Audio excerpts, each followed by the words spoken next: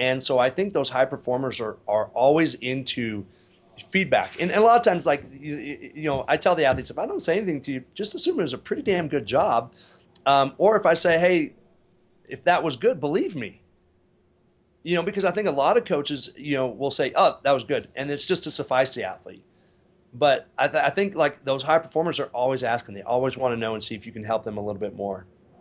Well, I mean, it's like you and me, quite honestly. Like, if I present something, I'm like, hey, Lauren, was that okay? Like, I don't know, man. Like, I wasn't sure if that was good. And I saw someone dozing off. yeah. The guy in the front row was not paying attention. He was looking at his phone the whole time. So, no, I agree. Like, and I think that's what makes, those people, yourself, better is that self-evaluation, the self-reflection, not being insecure about asking somebody like, well, what did you think? Like, Yeah. And I'll be honest, like I want to hear more. Like I even asked Coach Paff after the play summit, I said I would love to know your philosophy because when I met Dan, I met Dan through working with Bill Romanowski.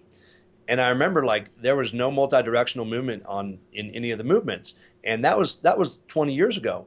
And I asked Dan, I go, I want to know your philosophy on multi-directional movement because I've heard Charlie's to a snippet.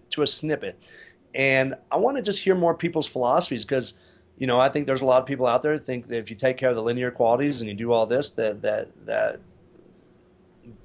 or you get the skill done and you're good.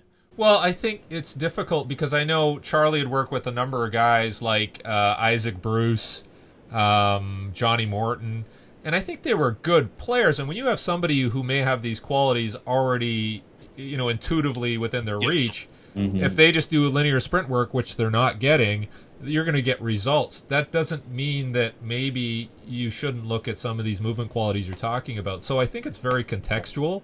Yeah. And I'm like you, like I'm looking at, if I have this discrete amount of time to work with somebody, Yeah.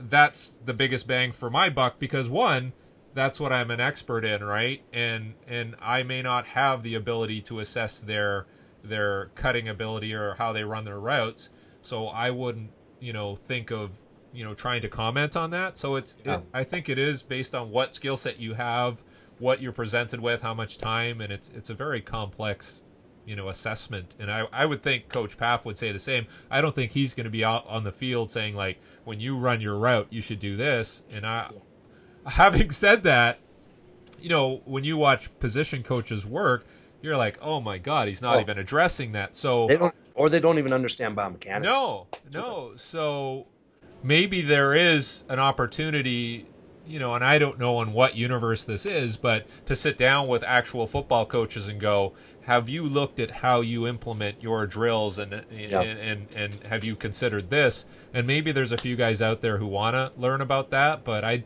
don't Such know. an old school, here's what we've done, here's what we do. My coach did this with me, here we go. Yeah. Yeah, and if a guy, like you said, if a guy isn't exhibiting the qualities I want, let's get rid of him and find somebody who can do it rather than let's coach up the talent we have. And I think that's a real problem. Exactly right. Awesome, man.